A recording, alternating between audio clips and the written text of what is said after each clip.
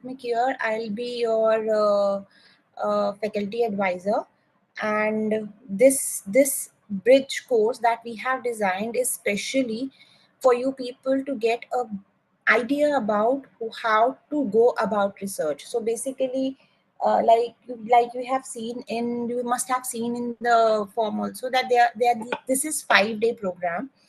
On the first day we'll talk about what research actually is. So what is a research question? And if you can remember from your from my classes also, from the very first day of your semester 1, I always try to focus on try to find a research question, then do a literature review. So that is essentially what you the pattern you have to follow throughout the research. So each day is dedicated to one component. So for example, day 1 will talk about what research is, what is a research question, how do you design your research strategy throughout. Second is the literature review. What is literature review, how you have to go about it, what is its relevance, and how it actually strengthens your result, and how it helps you to build your techniques also. Then third is the data collection. So data collection is how you are going to collect your data, what are your primary sources, secondary sources, and how you can go about it. So one of the example that you have already done is the primary source through surveys in your start semester 1. So that was just a very basic prelim type of thing that you have done. All right, then fourth, they will be doing the techniques. So basically the data analysis through the tools, like for the softwares for like the theoretical models. If you're trying to formulate, then you have this Mathematica, Python that you can use to help yourself in the analysis. Or if you are using an empirical data set, then what tools you can use, and how you can decide what exactly goes into your part. And fifth and the most important is the report writing.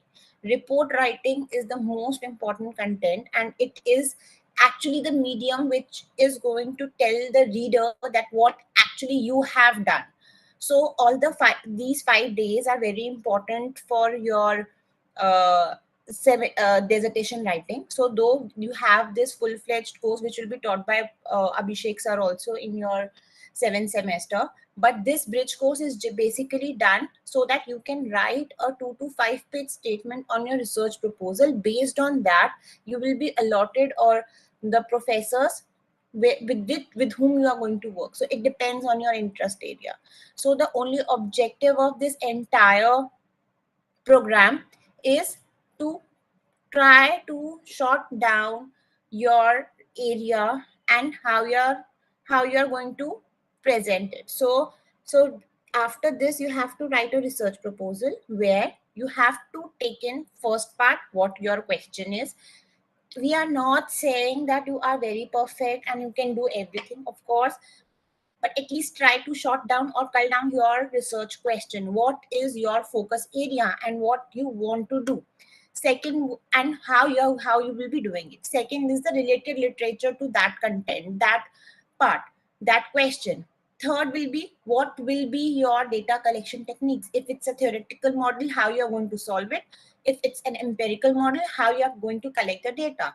Fourth part is the data analysis tools, how you are going to analyze that thing. And fifth is the report writing. So basically your research proposal is going to have all these 5 components that I've discussed just now, and you have to submit within a week or two a research proposal for your thing. So dissertation, or you can say a small form of report, if the pattern is essential in your 4th year. All right, any doubt, anyone? Any doubt? No, ma'am. Yeah, I just had one. Are we supposed to stick to the entire thing that we submit right now? Because I'm sure that we would face a lot of bottlenecks right now and we would figure Yes, them of out as course. So we go this ahead. is just a way. So why are we doing this, Ekansh? Is to tell you how to go about it. That is, see, when we also have given during our PhD synopsis, it was not what. So what we actually do is not what we have written in the research proposal. So of course, research is a dynamic thing and it keeps on changing. It depends on what you are getting and how you are doing it. So the proposal will basically help us in letting us know that what area you want to work in. So see, every teacher has different field. All right. So the only intention of doing it is to first make you aware. Good morning, Kanika. Am I audible? Yes, ma'am. Yes, ma'am. Good morning. How are you?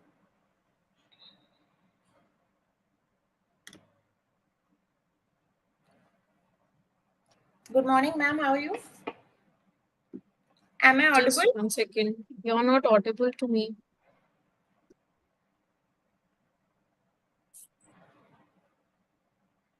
Am I audible to you? Yeah, you are audible. Are we audible to you? Okay, sure. So we will start in 5 minutes. Sure, ma'am.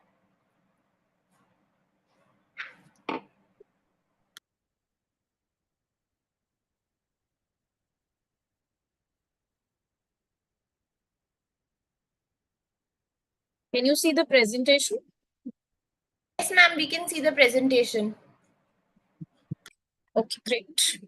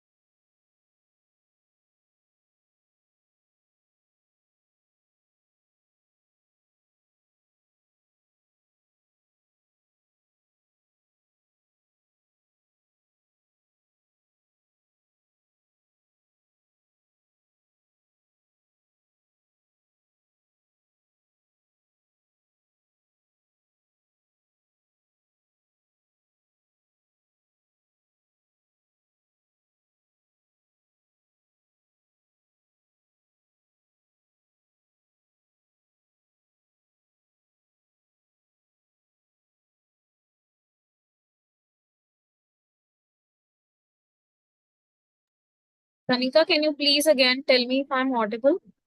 Yes, ma'am. You are audible. Ma'am, we'll start in 3 to 4 minutes. Sure.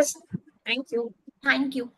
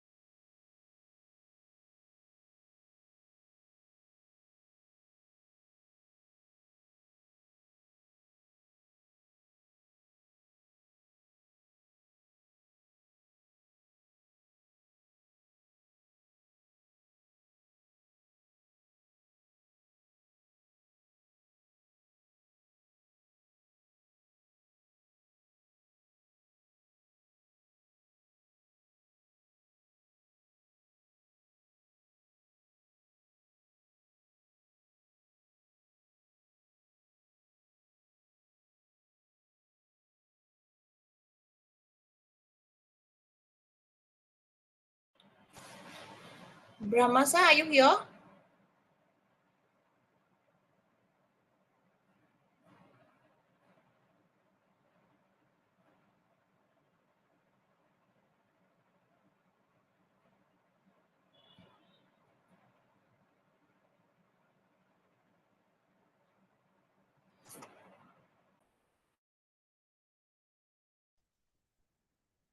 Yeah, hello, Bhavya, can you hear me? Yes, sir, we can hear you now. Okay, so I can say a few words. Yes, yes, sir, yes, Yeah, sir. okay. Thank you for enabling me to join in this 5-day bridge course.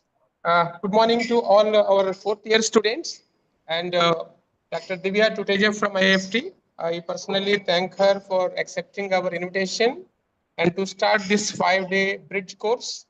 I am away from Delhi and in HIPAA Gurugram for some important workshop, so I am unable to join at this point of time. But I took 5 minutes break.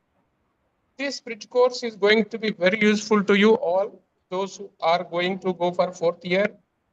And I must say that all the 5 experts we invited, they were very kind enough to accept our invitation. And this bridge course is going to give you inputs, knowledge inputs about how to make your research proposal. And Dr. Divya Tuteja is going to start from formulating a research question and designing the study. I hope you all will enjoy this 5-day, 5 sessions and prepare your own notes while lecture is being delivered. And at the end of 5 days, we expect you to prepare one research proposal that will be examined by our faculty members for accepting the proposal or for further improvement. And wish you all the best. Thank you very much. Thank you, sir. Okay, Bhavya? bye bye. Bye, sir. Bhavya? Yes, ma'am. Good morning, everyone, and a very warm welcome to the 5-day bridge course on student research preparation. As Brahma sir also mentioned, over the next 5 days, we will cover everything from formulating strong research questions to analyzing data and communicating the findings effectively. I'm honored to speak on behalf of the Economics Department of SVC, University of Delhi. Today, the Economics Department at SVC stands as a recognized center for offering rigorous and challenging courses where learning goes beyond textbooks and every student truly lives economics.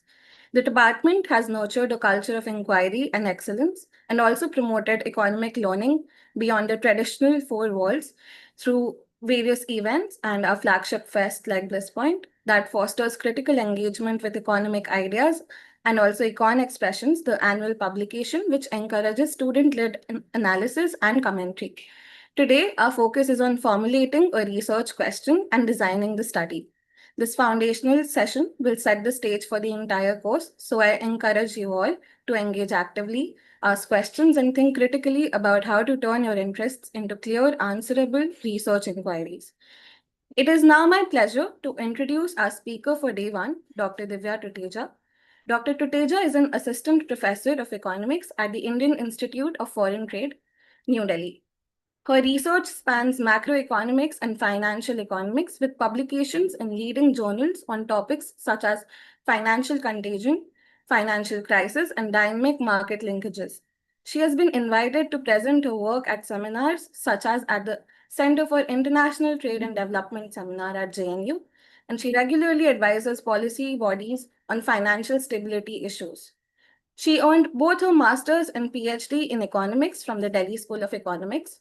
Her academic contributions have been widely recognized, earning her the RBI Scholarship for Faculty of Academic Institutions in 2021 and the M.J. Manohar Rao Award for Young Economists in 2018 from the Indian Econometric Society.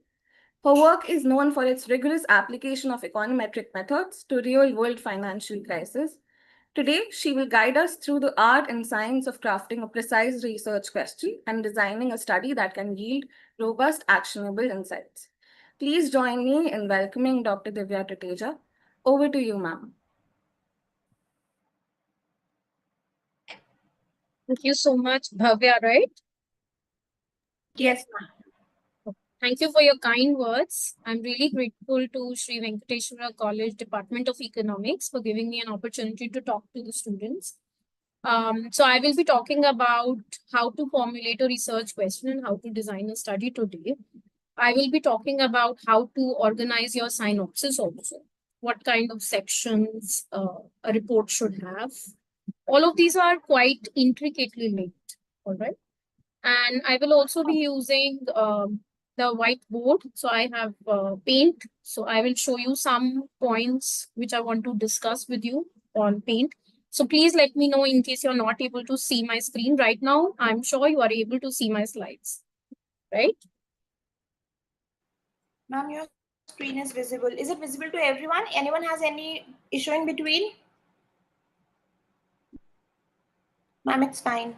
Okay. No, ma'am, we can see it. Okay, great. So, so just to set the tone, let us first talk about the most important aspect of what you're going to do. What is research? Okay. So let me break this down. So read plus search. Okay. So why do we want to research? Okay.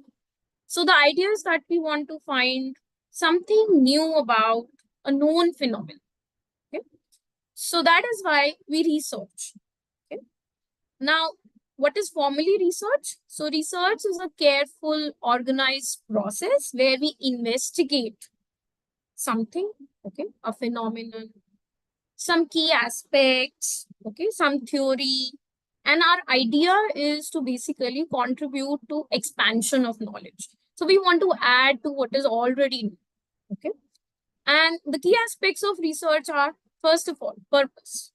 Okay. So that is going to be linked to your objectives. It is going to be linked to your research problem, research question. Why are we doing this research? That is the most important aspect of research. Why we want to do it? Okay, so we will talk more about objectives, purpose, research problem. Okay, that is the first most important aspect, purpose. Okay, the second aspect is systematic inquiry. What does it mean, systematic inquiry? So there is a process that we follow when we are doing this inquiry, right? So typically when, let us say we lose our card, let's say unfortunately you lose your credit card. Now what is going to happen? You will go to the app of the bank, or you will go to the website, and then you are supposed to basically fill up some sort of page, right? Or you will call the telephone number of the bank, and they will ask you some questions, okay? So it is not that these questions are random in nature. There is a systematic process that is being followed so that your query about the card or the blocking of the card can be registered, right? So similarly here in research, whatever we are doing is not random. It is by design. There is a systematic process that we are going to follow, and that is why this is not just an inquiry, it's a systematic inquiry. Okay, so there's a clear difference. It is not that we are doing just whatever we feel like. There are steps that we have to follow, and that is why it's going to be systematic. Okay. The next point, which is another very important point, is, as we said, we are researching. We are searching again. Why are we searching again? Okay, so we'll come to the answer to that question in a bit. But just to think about it, when we are going to do research, we need to first establish what is already known. Okay, so whatever is known is the body of existing knowledge. Okay? So the body of existing knowledge is going to be covered by you using a literature survey or a literature review, as it is popularly called. So when we are going to deal with the body of knowledge, we will first have to find out what is the existing knowledge on the subject. Now this typically confuses students, you know. So students will say, okay, so let's talk about a simple example in economics. So consumption function. Do you all know what is the consumption function?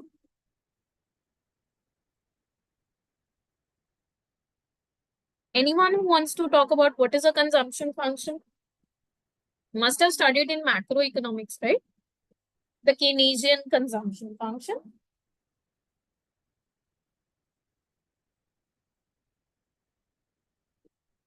Okay, so I will do this example on the board perhaps later.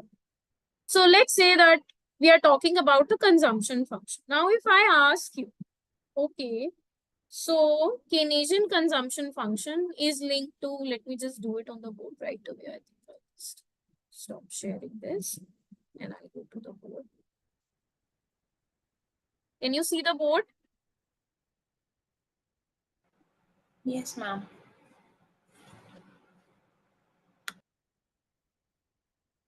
So this is your Keynesian consumption function, right?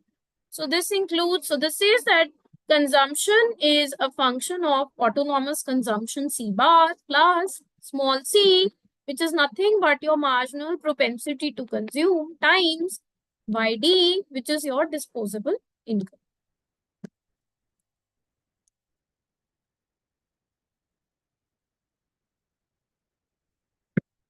Right? So let us say that I tell you, see, the marginal propensity to consume for the Indian economy is 0.6.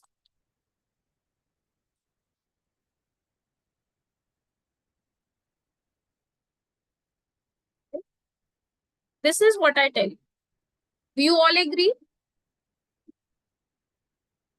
You don't know. You're not sure. Is it 0.6? Is it not 0.6? How is it that ma'am has written this equation?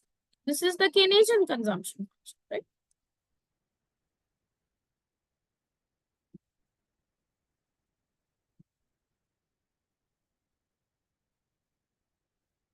So this is what it looks like. But if I ask you whether the marginal propensity to consume is 0.6, the answer you will say, well, it depends. We are not sure, right? This is what the textbook teaches you. But is this the only equation? We are not sure. Okay, so let me go back to my slide and explain it to you again, what I'm trying to say. So when we are doing creation and use of knowledge, what we are saying is, what is the existing knowledge? So this consumption function equation is not something that I have come up with. It is something that is based on Keynes's work, right?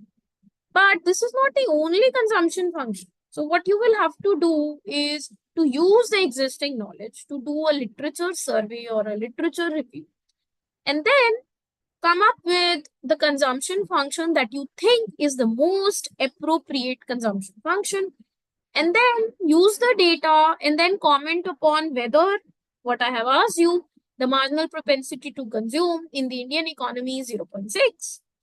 So basically, the third part, which is the key aspect, is we use the existing knowledge and we create new knowledge. Okay. So we are going to be able to say whether or not it is 0.6, right? So that is the third aspect. The fourth aspect is what is the kind of method that we should go for. So that is dependent critically upon what is the kind of data that we have. Okay?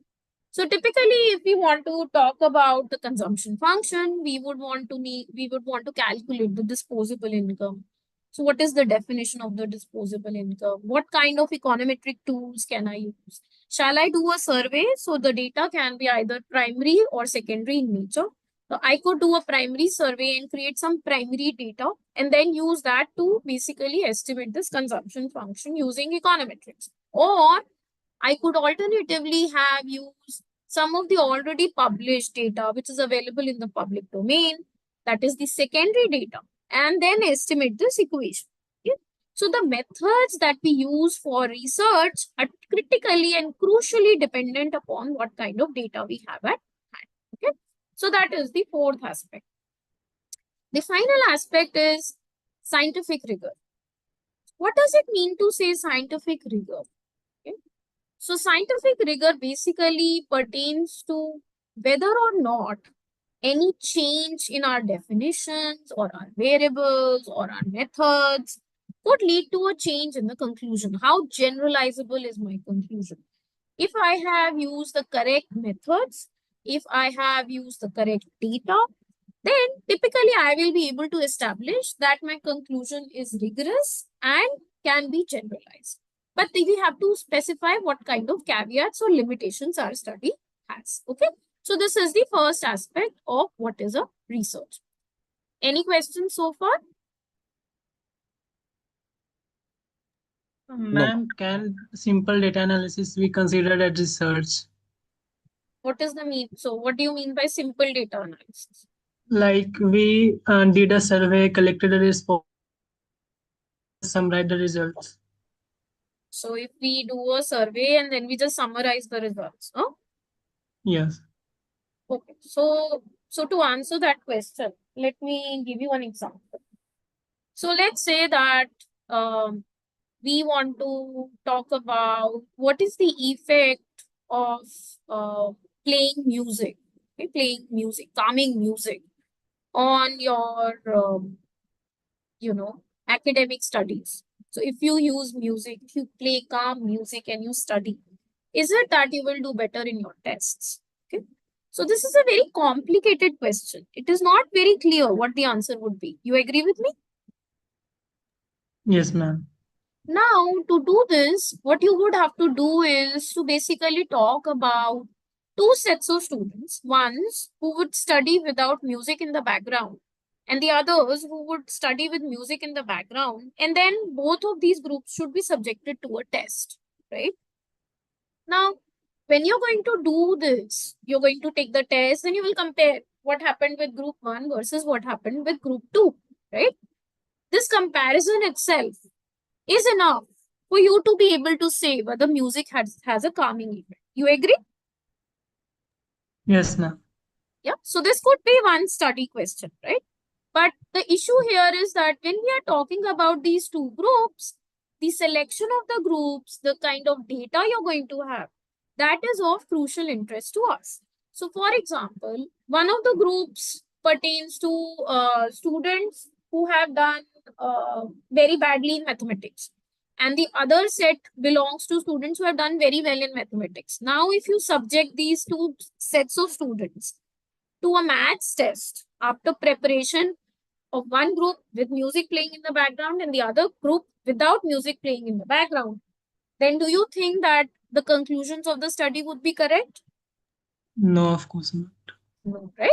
So, what I want to explain to you is that, see, it is possible that this seems to be a very simple analysis, right? But there is a lot of depth, right? There is a lot of, insight, a lot of energy that has to go into how this data is collected. So it is not necessary for you to always work with secondary data with a lot of fancy tools. But what we want is to think a lot in depth about this because we are researching the same question, right? So if we are talking about the calming effect of music, I'm sure there is some already existing research which comes up with certain conclusions, right? So we have to at least be able to do the data collection very cleanly. Okay, so we have to think about what would be the key aspects that could affect our result and how to nicely collect the data. So it is not necessary that all the students will come up with research questions where the entire burden will be on application of fancy tools. Some of you could probably do primary survey, but that doesn't make it easy because getting that data, without any bias is a very important aspect of it. So I hope I have answered your question, right? Yeah. You understood? Yeah. Okay. Other questions, please? Anyone has any doubt? Any other question? No, ma'am. Okay. All right. So now let's talk about the aims and objectives of research. So this is why we are doing the research. Okay. So first, to gain familiarity with the phenomenon and bring new insights to it. Okay. So basically, there is some phenomenon which is happening. Now, what we want to do is to understand what aspects have been ignored by the existing literature. So, when we are talking about doing research, an important aspect, especially because you are students of economics and you will have studied econometrics, is to again and again go back to theory. Okay. And theory will sometimes have not thought of certain aspects. So, let's take a simple example. So, COVID-19, right? So when you think about your theories of consumption, so when I showed you the Keynesian consumption function, for example, you are not clear what this consumption function will look like if the economy is subjected to a unexpected, unanticipated health shock in the form of COVID-19, right? And in general, we don't know what would be the effect of crises on such a consumption function.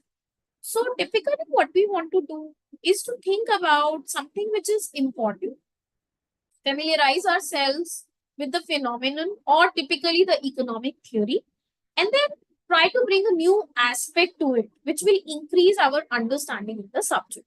Okay?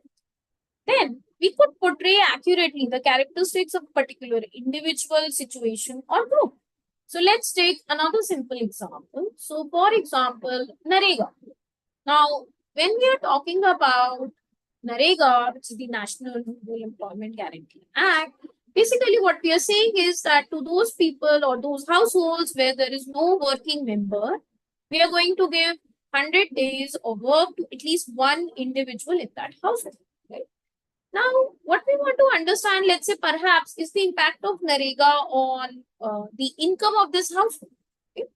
Now, in order to do that, we are going to create a research question which goes into what are the kind of households who will get the Narega, whether those households' income has improved, and so on and so forth. Okay, so that's a particular example. Or let's say the Indra Awas Yojana. So the Indra Awas Yojana basically gives houses to people who have no house, pakka ghar. Okay, so in such public policy cases, or another very important example related to Delhi, so odd even. So when you do the odd even rule, okay, so when the pollution levels in Delhi had increased and the Aam Aadmi Party government back in the day, they enacted what is known as the odd even rule. So basically, on dates which were odd in number, odd numbered cars would ply on the roads, and on even numbered dates, even numbered cars would ply on the Delhi roads. Okay. Now we are not sure what is the impact of this particular policy. So often, what we are interested in as economists is to understand the impact of a policy change, and that is critical because we want to understand what is the impact of that policy, what is going to happen to a particular group which gets the benefit of the policy, what is the effect on the group which does not get the policy, basically to understand the situation. Okay. Now this is second. So third, we could understand the frequency at which something occurs. Okay. So let's take an example of firms that declare bankruptcy. So maybe we want to understand what are the determinants of firms declaring bankruptcy. So are there any, let's say, red flags that could possibly give us a hint on how frequently some firms are going to declare bankruptcy? Okay, so this could be something which we want to determine on the basis of our study. So we probably want to know, some sort of, as I said, preconditions which could help us detect that these firms are going to declare bankruptcy. Okay, so this is the phenomenon at which the frequency at which a phenomenon basically occurs. And the final one, which is typically quite important for us, is to understand the causal relationship between variables. So the word causal is of a lot of importance here because typically what would happen, so as the question right before the slide was talking about a simple analysis, right? So a simple analysis could be something like a correlation, which is basically a measure of linear association between two variables, which could be spurious in nature, right? So think about the correlation between the number of babies born in a city with the number of bus accidents in the city. So that doesn't make any sense theoretically. So there is no causal pathway over there, right? So we will typically say that even if the correlation between these two phenomena is high, they are basically spurious in nature. Okay. So that's why what we want to talk about in economics typically is causality. And so what we need to do is a regression analysis where what we are saying is that the variable on the left hand side, okay, is your dependent variable, and the variable on the right hand side is your independent variable. And so what we want to know is what is the effect of a change in the variable on the right hand side, which is your x, on your dependent variable, which is your y. And so we want to establish this causality. Okay. So if we go back to our example, let me go back and show you that function again. So this is the Keynesian function, Keynesian consumption function. So here, if I do a regression analysis, I would have disposable income on the right-hand side, and I want to know if the disposable income increases, what is the effect on C, right? Which is the consumption. And so such a relationship would be causal in nature. And as you can see that it is embedded in theory. And so that is very important for us, because what we want to do is to go back and see what theory says. That is important because there is a lot of analysis that statisticians, mathematicians also do. The difference between all of that and what we do in econometrics is economic theory. So that is very, very important. So that is where we will go back again and again. And that's why literature review, literature survey, theoretical background, those are very important for your study. Okay. So let me go back. Yeah. Any questions?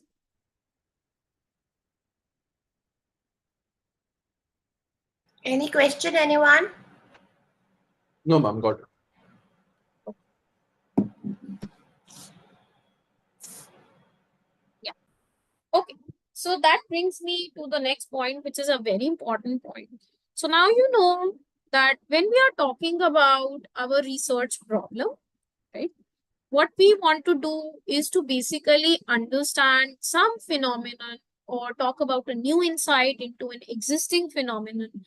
And in order to do all of that, what will be very, very important for you is to do what is known as a literature survey. Okay. So literature survey could be, based on various things. So I have given a lot of options here. So for example, what is the theoretical literature? So this is typically of a lot of interest in economics because there is a lot of theory and we want to know what happens to that theory in practice. So that brings you to the empirical literature. Okay. So what we typically do in a literature survey is an extensive literature survey where we want to understand what does the theory say, what does the empirical literature say, what does the government report say, what do journal papers suggest, what is in the conference proceedings, books, on the internet.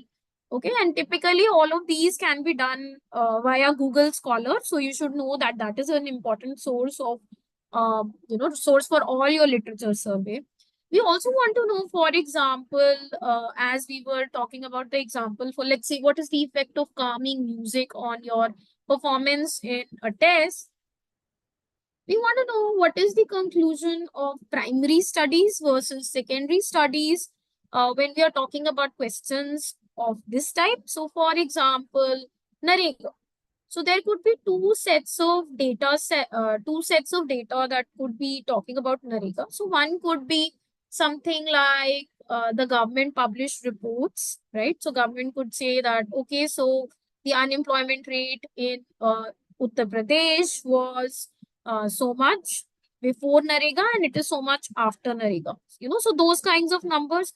Or you could actually go on the field and do a primary survey and understand what are the determinants of employment, unemployment in Uttar Pradesh. And typically why researchers would prefer primary studies is because there are a lot of aspects of micro behavior that cannot be captured by secondary data. So those aspects can be qualitative aspects can be easily captured in a primary survey. Okay.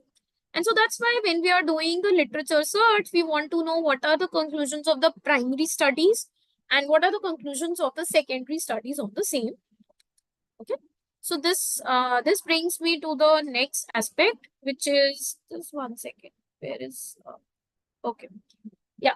So that brings me to the next aspect, which is basically the steps of research. Okay. So now when we are doing research, what we want to do first of all is to formulate the research problem. Okay. So the research problem is basically comprising of the objective of our study. It is talking about why the study is important. Okay. So first of all, what is the motivation for doing this study? Okay, so this is, I have discussed it a bit here. So let me do this slide first and then I'll go back to the aspects. Okay, so a research problem is basically first going to begin with what is the problem area and why you are selecting it. Okay, so what is the importance of this particular question? Okay, so let's take the simple example of Narega, right? So when we are talking about Narega, so what is the impact of Narega on employment, unemployment, for example? So what we are thinking is that let us say that the government now wants to extend this Rural Employment Guarantee Act to urban areas. How will that impact the labor market or the casual labor in the cities? We want to understand that. So that is one important aspect of why we want to do this. Okay. So typically what we want to do is to build on existing research. So as I was explaining to you, what is important is to go and look for existing work on the subject. So as I said, Google Scholar can be a very interesting and usually a good starting point for your research. So you want to Google and see what is the existing work on this. Typically start with the theoretical aspects. So we start with what is shown in theory. Then we go to what is it that empirical studies have shown with the data. And then we basically understand why this area is important. So we decide what is the area in which we are interested and how feasible is our study. So typically constraints would be, for example, for you have to do this research work within the next 1 year because then you're going to graduate out of college, right? So it has to be something which is doable in the next 1 year, right? Typically much smaller time period than that because you'll have to do the report writing, etc., etc. So let's say 6 months, okay? And then the next aspect is money, okay? So money is required. Typically, a lot of resources are required, time as well as resources and money is required when you are doing a primary survey. Now, if you are doing a primary survey and let's say you do not have a research grant, then investing that much money, where will it come from? You're not going to pay out of your own pocket, right? So typically people will do, survey through Google Forms, but there are various limitations of that work. So you should be cognizant of that. So for example, it cannot be generalized. The response rates will be very low, right? Whereas if you do a door-to-door survey, let's say you do a door-to-door survey to find out whether people are interested in opting for 5-star rated appliances, electrical appliances. So for that, if you do a Google form versus a door-to-door survey, the response rates will be much better in a door-to-door survey. But a door-to-door survey will require considerable amount of money and resources and your time. And so whether or not it is feasible. So that's something we want to know right at the beginning. Okay. And then what we want to do is to pick a particular aspect of the research problem. So already we have the research area. Now we want to know what is the aspect that we are going to study. Okay. Typically at a broad level. So let's say we want to look at Narega. So we want to see what is the impact of public policy programs on employment. So what we want to do is to look at what other countries have done, whether they have done a similar employment guarantee act at the rural level or the urban level, and what is the impact of that. Okay, so that is what we want to understand. Research problems, typically good research problems will be ones where you are very excited to look at that. Okay, so I give you an example at the very beginning. The marginal propensity to consume in India is 0.6. Now, is it 0.6? Well, we are not sure. And that's why we want to go for this particular study. Okay. So once we do this at the broad level, then it is typically good to discuss with your supervisor, which is your faculty supervisor, to take their insights, to talk to, other friends of yours who are working on research, whether this seems like a reasonable question, to discuss. And when you're going to discuss with your faculty supervisors, they will say, oh, no, no, no. So, when we are really excited by a research question, we typically forget that we have the time constraint. Faculty supervisors will typically tell you, okay, so this is the amount of work and time this requires. So yeah, maybe you can look at this aspect, not this aspect. So that helps you, gives you a lot of direction. Okay. And typically simultaneously with this, I know I have written it next, but it is simultaneously with this that you're going to scan the literature, do the literature survey, do a review, look at the advanced studies, do a critical reading. What does it mean, critical reading? Okay. So let me explain this here. So critical reading basically means that instead of reading and accepting what is written in the literature, now we question it. That is why it's called research problem, research question. Okay. So we question whether this is the right conclusion, and we have to think about aspects that could have changed the conclusion. Okay. So take the simple example of what is the impact of bursting of Diwali crackers or the pollution levels in Delhi. Now, if you tell me that the pollution levels already increased, I can always tell you that, well, that there is an important aspect on whether the Diwali is falling in a time period when the season is rainy. Okay. Typically, it will not. But if it has rain, then your parameters for the pollution will be very much biased. Okay. So these kinds of small aspects are key to your study. They could completely change your conclusion. So what we want to do is critically think about the problem. Okay. And then we want to look at what is the current evidence, what is the trend, what is the practice related to this particular research problem. So that's how we decide on what we are going to study. And then once we have our research problem, we want to write down what is the objective. What is the key aspect out of that research problem that we are going to study? So we will write down, we will formulate the objective, and we will write down what we are going to do with the particular study. Okay. And we will develop what are known as hypotheses. Now, I know that you are economic students, so you already know all of these things, but it is important to mention it here. Okay, so a hypothesis is a tentative proposition that we are making in order to draw some conclusion. Okay, so for example, I made a hypothesis that the marginal propensity to consume in India is 0.6. Okay, so then it could be one of the important propositions that I want to test with the data. Typically, hypotheses, as you already know, I know you have done statistics also, are of two types. The first one is the null hypothesis, the statement under test. Okay. So this typically makes a no effect statement, such as age has no effect on the IQ of a child. Okay. And we have an alternative hypothesis, the statement which is the direction in which we want to see the empirical evidence. For example, age has a significant effect on the IQ of a child. So when we are doing the research problem formulation, basically, what we want to do, as I'm saying, is that you start with the research problem or the research area. You narrow down basis the data, time, resources, everything you have, which aspect you're going to study. Then you make that your objective, and then you come up with a hypothesis to test. Okay, so that is basically what we are doing. And then we are going to write down. So these are the steps of research. So we are going to write down our research problem. So when we are going to formulate the research problem, how to write it in your synopsis, I will come to in another 5-10 minutes. So this is what your steps of research will typically look like. So you formulate the research problem, which I have explained to you how to do it.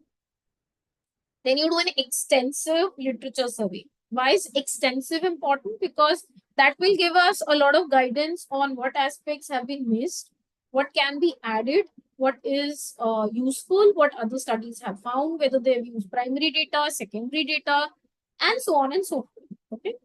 And that will also tell you what the theory has. So that is also important. Okay. Now, on the basis of this, you develop the hypothesis. Okay. And prepare the research design. So I'll just tell you what is a research design. You prepare your research design, so your design of how you're going to go about this. So as we are saying, we are doing research, we are doing a systematic inquiry. So we have to design the steps of that systematic inquiry. We do the data collection, whether it's going to be primary, secondary, and so on. We do the analysis and hypothesis testing. We do the results, interpretation, generalization, and finally the report. So those are the basic steps of research. And then when we are doing our research design, We basically want to design the blueprint for what we are going to do. So this includes data collection, measurement, methods, analysis. And so this gives basically the plan of action. So what we are going to do. Okay. So as it says here, it has to be smart. And I know you all are very smart students. So smart is it has to be specific. Why is it specific? Because out of the entire research problem, okay. So let's say the research problem is what is the impact of NREGA on the Indian economy? Now, if you are to do this in the next 1 year, it is completely impossible. You can't do it.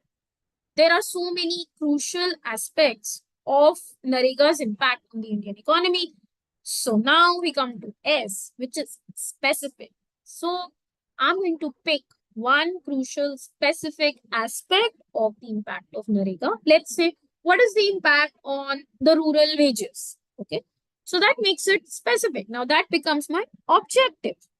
And I'm going to formulate a hypothesis which is going to test this particular object. Okay. Then it has to be measurable, right? Now, what does it mean measurable? So let's say of the impact of NREGA, I decide that, well, I want to understand what is the impact of the NREGA on people's happiness index. Okay. Now, this is something which seems to not have any existing data. And unless I go to the field and unless I spend considerable time and unless I know what was the happiness index of people before NREGA, I won't be able to answer this question. So it's not measurable. So I cannot study this aspect. So it has to be specific. It has to be measurable. So look at my question where I'm saying what is the impact on rural wages? So there I know that the data for rural wages pre and post NREGA exists. And so this is a measurable objective. And so I'm going to choose this.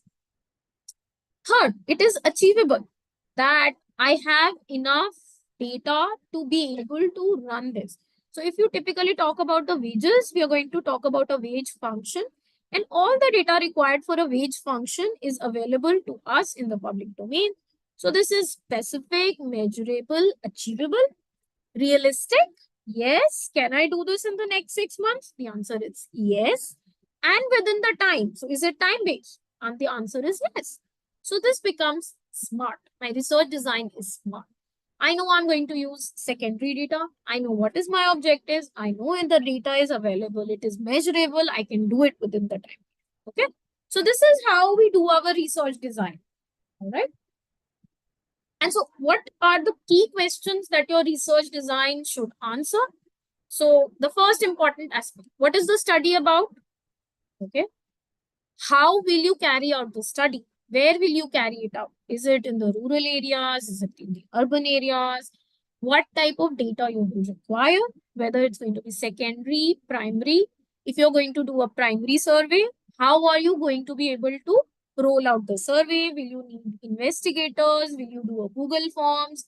Will you go and survey people on the road, in the metro? So that kind of information is what is going to form your research design. What is the study about? How you will carry it out? What kind of data we expect? What is the time period, right? So what is the time period you're going to use? So typically our research design will say, so we are going to do the survey for the next 4 months. So from August, September, October, November, till November. So August to November, okay? What will be my sample? So what is the kind of sample I'm looking at? So for state level studies, it will be the states, whether data is available for all the states, okay? If you're going to do it for, let's say, whether people are interested in buying 5-star energy rated appliances, typically an important aspect will be age group, right? So whether this is younger people or older people and so on, okay? So what will be my sample? What is the data collection technique? So as I was explaining to you, whether you're going to do a primary survey, whether you will use data in the public domain, whether you're going to use Bloomberg, whether you're going to use Wall Street Journal, and so on. So this is my data collection technique. How I propose to analyze the data.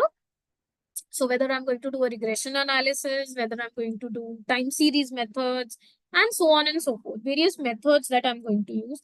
and what will my final report look like. So this is what my research design is talking about. Okay. So now this is a tentative structure. So typically we will start off with the title page and an abstract, which will be followed by the introduction. And I will just tell you what are the various important things which should go into a good introduction, because you will need it for your synopsis. Then we do the literature review. Then we give the theoretical and conceptual framework, followed by the research design and methodology. Finally, the results and discussion or implications as you would like, conclusion, references and appendices, and finally the bibliography. So this is for your final study. This is what it should look like. So when we are doing, however, the synopsis, we are still building up towards the final report. And when we are going to do that, we want to do the following aspects very clearly in our report. So the first is introduction. So when we are doing the introduction, we want to give a brief background on the research problem. Important aspect of it is, what is the significance of the study? Why should this study be done? What is the importance? Is there anything which is of use here for other people? If so, for whom? So, for example, a study which looks at the impact of NREGA on rural wages is important for policymakers, because they want to understand that if they enact, let's say, a similar employment guarantee act for urban areas, what could be the direction in which they would expect the urban wages to move, right? So, something like that. Then what we want to do is we want to talk about the problem. What is the problem definition? So we want to talk about exactly which aspect of the research problem we are going to attack. That is our objective. And the reasons for choosing this particular problem. So typically, good reasons for choosing a problem are, it is important and requires fresh analysis. So typically, because results from the existing literature, they are inconclusive. They have, they have ignored a very important aspect which you are thinking about. It opens up a new field or talks about a new phenomenon, and it is contemporary in nature. It is something that receives a lot of attention. Okay, so these are the reasons why you want to choose the problem. Then once you do all of this hard work, you want to talk about what are the specific objectives of the research. So I'm going to look at the impact of NREGA on rural wages, for example.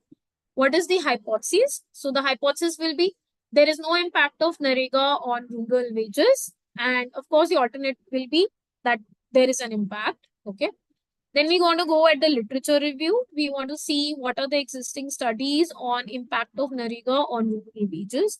And we want to see what are the methods they have used. What are the kind of important factors they have considered? What is the kind of data they have used? And so on and so forth. Okay. So that is our literature review. What is the proposed research methodology? So that is your research design, your sample design, whether you're using the universe, population, or the sample. What is the size of the sample? What is the geographical area? Or how you're going to collect the data? How you're going to analyze the data?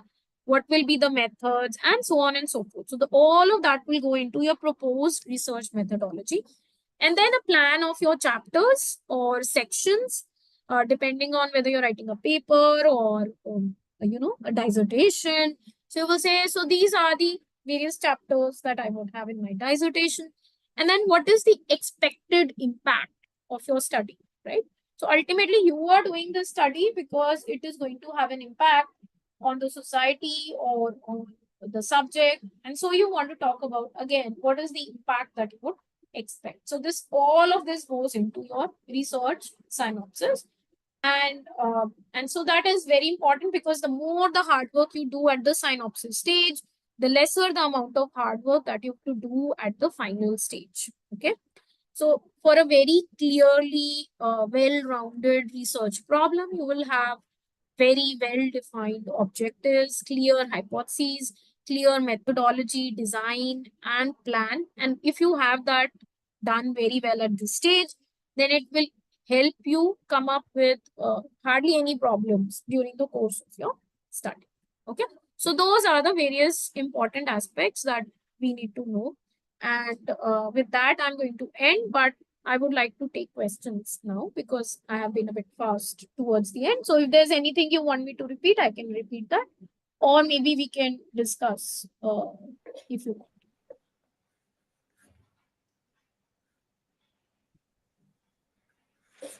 Good morning, ma'am. Am I audible?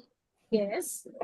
Ma'am, when you talked about the tentative structure, could you please repeat what the difference between the conceptual framework and the research methodology would be? What is the difference between the conceptual framework and the research methodology? Okay, very good question. All right. So basically, when we are talking about, let me go back to my example where I was doing the consumption function with you, right? That will, I think, help us. Just 1 second. Let me just stop this.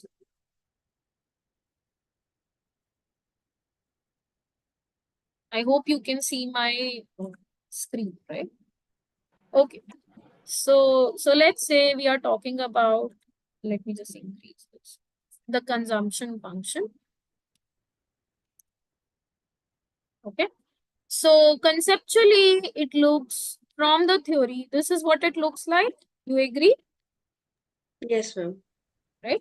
Now, when I'm going to take this to the data, okay, we typically call it the empirical model.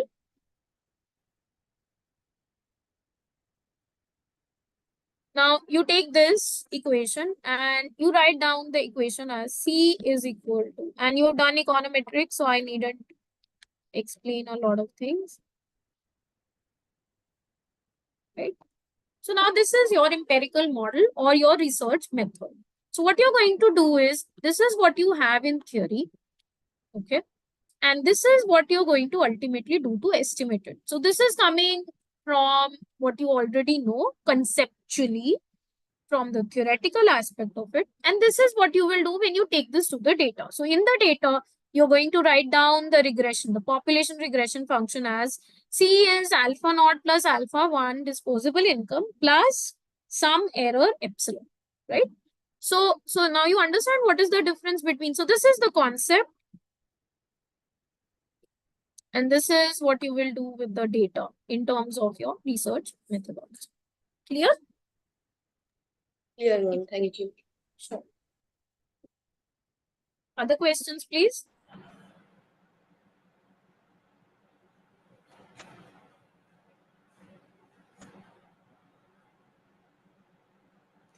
Yes, anyone else has any question?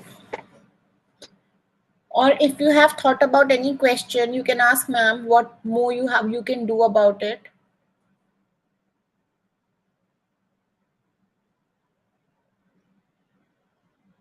Good morning, ma'am. Am I audible? Yes. Yes, ma'am. So actually, I have a certain area that I want to focus on, and that is kind of locked in my mind. But I'm not really sure how to go about it after that. So, do you think reading research papers on the particular area would be helpful? Like, should that be the first step, or like should I do something before that? So typically there are two important parts of this. One is that the question is very significant. There will be times when there is limited literature. So just let's rewind back a little bit. So when we were talking about the impact of COVID-19, right? So there will be there will be very limited literature. So when COVID was happening and we were all, holed up in our houses because of the lockdown, at that point, let's say you thought of this question, right? So at that point, it is a very important question, right? But there will be very little literature. So in such cases, there may be, limitation in the sense that you cannot go a lot to the literature. But typically going to the literature is useful because it kind of answers all the things that need to go into your synopsis. So for example, it will tell you what is the background of the problem, what is the significance, who is it useful for, why it is useful, and so on. Okay. So that's why what is recommended for, for topics where there is already some existing work is to do the literature survey, very thoroughly. And, the important aspect which students never realize is that the literature survey doesn't end from the time you start the problem to the time you write the report. When we are writing the report, again, we want to go to the literature and see what others have written about this. What is the kind of implication they drew? right? What is the kind of conclusions they had? Okay, so it's like you will keep going back to the literature again and again and again and again. And so that's where you start from, and that is where you end with. So you have to do it very thoroughly. So if you want me to answer for a specific question, I can. But typically, literature survey is good. Yes, ma'am. Got it. Yeah. Thank you. Sure. Ma'am, I want to ask, like, for example, if I have a topic that rising youth unemployment in India, and then I am first doing the literature review, then empirical study, and going by all the methodologies that we've just discussed, Yeah. what should be the right approach to discuss and analyze the literary gap in that area? Like, in reference to this one topic as an example. Yeah. So let's say you're talking about rising youth unemployment. Okay.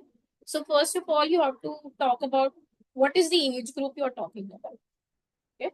So typically it will be 15 years to 59 years. That is typically your age group for labor force employment. But when you're talking about youth, you have to say out of this entire set, what is the subset that you're considering for your study? Okay. And then once you do that, you will start studying what are the various aspects that are considered in the literature. Okay. So now, for example, what something which may be of use to your problem is the emergence of AI, right? Now, because this is like a relatively very recent phenomenon, it's quite it might be very hard to find people that have done a lot of work on this. And so that could be one important aspect that you want to study, right? And so that's how we want to kind of understand the gap in the literature. Like, we have to use our own brain to think of some aspects which may be missed in the literature, or sometimes the definition may be different. And so you want to use a broader, more established definition that could significantly change your conclusions. Okay. So we want to see the existing literature, like to find the literature gap. When you're going to do the reading of the literature, you'll find that, okay, so all these papers are talking about what are the typical factors that affect youth employment. But see, AI has just happened. It's probably not there, but it is really. You agree? Yes, ma'am. Got Yes. it. So the gap could come from the literature or your understanding of the situation, right? So it's not necessary that it has to come from the literature only. It could come from the literature. For example, let us say that there is a study in the US which has looked at the impact of AI on employment, and there is no study in India. So perhaps then you will get the gap. Okay? So you have to, once you go through the literature, you have to basically question whatever has happened in the literature. Sometimes what will happen is that the kind of definition, let's say the definition of AI they have used, much better indicator definition is available today. Then you want to use that definition. So that is also, so you're addressing the gap, because the earlier index, you have to say that it has these limitations. And so we want to use a better index. So that's how we do it. It could be, it's not necessary that it is going to be, like a huge change, and it is like going on the Mars when no one has gone there. It's not like that. But we want to find some space where we think something very crucial has been missed, whether it's in terms of methodology, whether it's in terms of definition, a key aspect which affects the problem, and so on and so forth. I hope I've been able to answer what you were trying to ask. Yes, ma'am. Thank you. Sure. Other questions, please?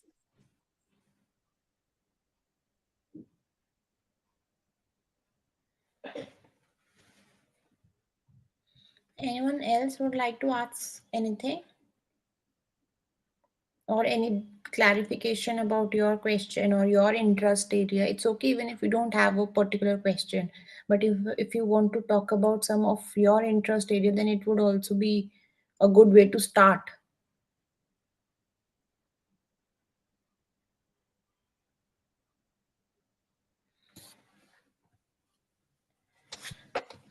So thank you so much, ma'am, for giving insight to students on understanding what research is, how to have Thank you, a Kanika. Yeah. with legitimate research question. Now, hope students would now be able to think questions according to the lines or the part that you have covered. I would also like to focus specially on the plan of action of research that Divya ma'am have just done during her seat session is about the smart, that the question has to be a specific question. It should be measurable, it should be achievable, realistic, and time based. So whenever you are thinking about a question, look for these five aspects positively. And thank you so much, ma'am, again for sparing your time and giving insights about your way of doing it. Thank you. Thank you, Anyone Kanika. It else? was really nice to talk to the students, and I wish you all the very best. And I'm sure you will do very good research. And typically, economic students also are very analytical, and cutting edge research is expected of you people. So I wish you all the very best, and thank you, Kanika, and the department for having me.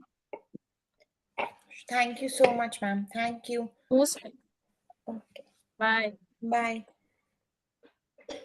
So now we will be meeting for tomorrow's session, which is for the literature review by Professor Indu Chaudhary ma'am from Kalindi College. Please be on time and think today. Please think about a question that you would like to focus on.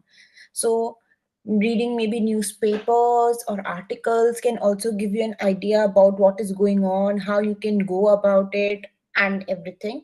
So for today time for in today's time, so you look at the question, you try to think what interests you more, and accordingly, side by side, cull out your thoughts on a paper and proceed with the session. Thank you, everyone. So I will meet tomorrow again the same time at 11. So let's meet at 10:55. Okay. Bye.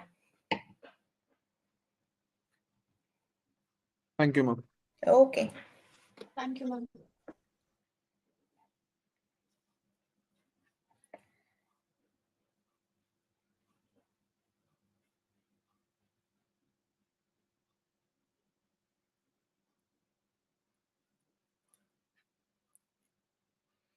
Naveen, sir, now you can just uh, switch it off. Thank you.